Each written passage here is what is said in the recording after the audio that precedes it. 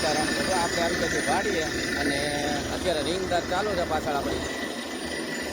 તો અત્યારે રિંગ આવી ગઈ છે બે ચાલુ છે દાર કરવાનું. હાલો હું તમને બતાવી દઉં કેટલું પાણી આવ્યું છે.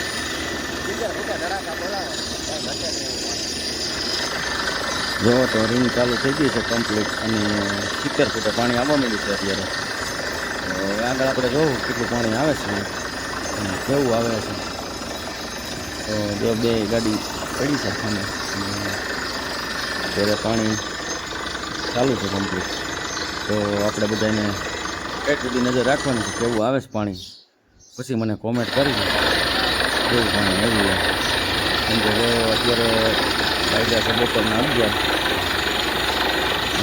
એવો અંદાજ છે કે ફૂલ પાણી થઈ જશે દારની અંદર.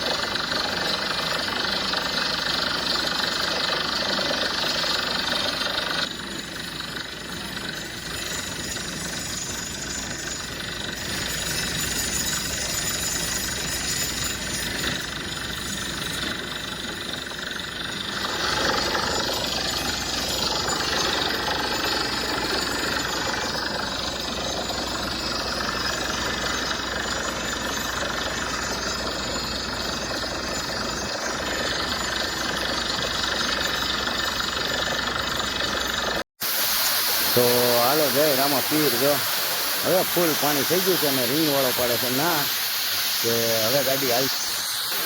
જો હવે ફૂલ પાણી આવી ગયું છે અને રીંગવાળો ના અંદજ પાડવા કે હવે કાંઈ આકાન થતી નથી ભાઈ.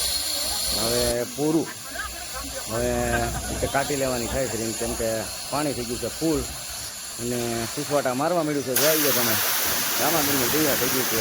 ફૂલ પાણી આવી ગયું છે. આપણે અમારા બાલાભાઈ ઉગાની વાડી જોઈ લે ધબાકા બોલાવે છે. આ બે જણા તો છે ને સતત માથે ઊભા હતા કોથળાને પગ રાખીને કે કેસીને ધક્કો મારતા હતા. એટલે બધો ધક્કો મારતો હતો ને કે પાણી હાથમાં નથી રહેતું. અને જાણે કૂવો ન આવી ગયો 3 ફૂટનો અંદર એટલા ટુકડા બેસી ગયા ધબા કરી. હવે જો આ લોકોએ પરસેવો વળી ગયો છે એને હોતે કેવી રીતના ટુકડા બહાર કાઢવા એ કેમ કે ટુકડા નીકળે એવી પોઝિશન નથી. જો પરાયું લઈને મંડાઈ ગયા છે અને પાણીનો ખેદાન મેદાન કરી દીધું છે આખા. આપણે હાલો તો જય રામા પીર.